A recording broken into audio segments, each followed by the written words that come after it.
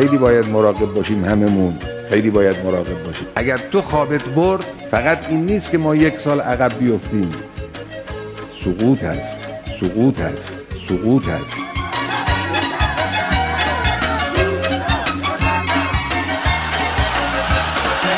عظما جون بدجور حالم، میدونی خیلی پتالم، هرچی بادم جون عالم، کاشته شد تو چش و چالم. عظما جون دلم کبابه، مثل نیمرو توی تابه، نمیگی اما میبینم حالتم خیلی خرابه.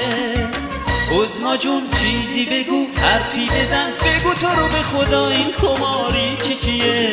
تو حواست جای دیگه است، تو خودت نمیدونی به خدا، نمیدونی به خدا. عظما جون جون امام حرفی بزن، بگو تو رو به خدا این بلا چیه؟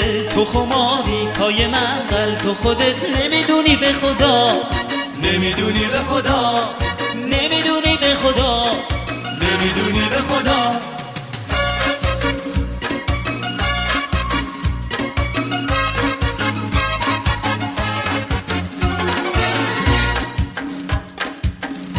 سیاه بودن وضعیت مصیبتی خواهد بود.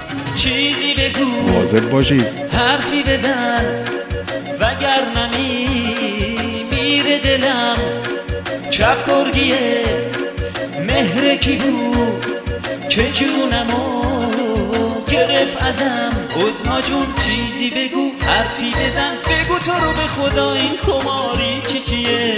تو حواست جای دیگه است، تو خودت نمیدونی به خدا، نمیدونی به خدا. عظما جون جون امام حرفی بزن، بگو تو رو به خدا این بلا چیه؟ تو خماری پای منقل، تو خودت نمیدونی به خدا، نمیدونی به خدا، نمیدونی به خدا، نمیدونی به خدا.